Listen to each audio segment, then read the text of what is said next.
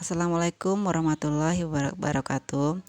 Baiklah anak-anak, untuk kali ini materi pembelajaran kita adalah judulnya tentang virus. Nah, yang pertama akan kita bahas itu adalah tentang sejarah virus. Kemudian ada ciri-ciri virus, struktur virus, dan macam-macam bentuk virus. Untuk sejarah virus itu pada tahun 1883, ilmuwan asal Jerman yang bernama Adolf Meyer tengah mencari penyebab penyakit mozaik yang menyerang pohon tembakau. Meyer berusaha mencari mikroba di dalam getah yang menularkan penyakit, namun ia tidak mendapatkan apapun.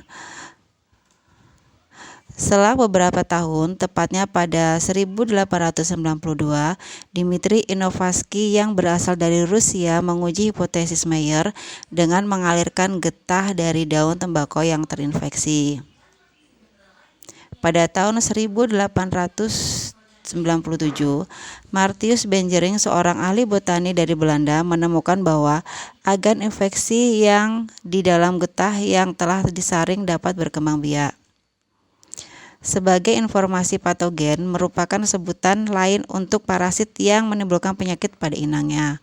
Agen penyebab penyakit mozaik tidak dapat dibiarkan pada medium nutrien di dalam tabung reaksi atau cawang patri. Selain itu, patogen tersebut tidak dapat dimatikan oleh alkohol yang bisa membunuh bakteri. Lalu di tahun 1935, Wendell Stanley, ilmuwan Amerika, berhasil mengkristalkan partikel menginfeksi penyakit mozaik yang sekarang dikenal sebagai virus mozaik tembakau atau TMV, Tobacco Mosaic Virus. Selanjutnya tentang ciri-ciri virus. Yang pertama, virus berukuran sangat kecil, berkisar 0,02 sampai 0,3 ionometer atau sekitar 1/1000 mm, dan paling besar berukuran sekitar 200 ionometer. Karena itu, virus hanya dapat dilihat dengan mikroskop elektron. Ciri-ciri selanjutnya, tubuh virus memiliki selubung protein atau kapsid dan bahan inti. Bahan inti berupa RNA atau ribonukleot asid dan DNA atau deoksiribonukleot asid. Yang selanjutnya, virus tidak mempunyai membran dan organel sel yang penting bagi kehidupan. Kemudian, virus hanya dapat berproduksi jika berada dalam sel hidup atau jaringan hidup. Biasanya stabil pada pH 5,0 sampai 9,0. Dan virus dapat dikristalkan seperti benda mati. Bentuk virus bermacam-macam, ada yang berbentuk batang, bola, atau bulat, berbentuk peluru, dan berbentuk T. Aktivitas virus dapat dihilangkan oleh sinar ultra ungu dan sinar X, tetapi zat antibiotik dan zat antibakteri lain tidak berpengaruh terhadapnya.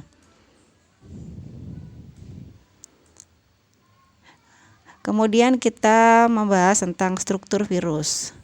Nah, virus tidak termasuk sel atau disebut juga sebagai aseluler karena tidak memiliki bagian-bagian sel seperti dinding sel, membran sel, sitoplasma, inti sel, dan organel-organel lainnya.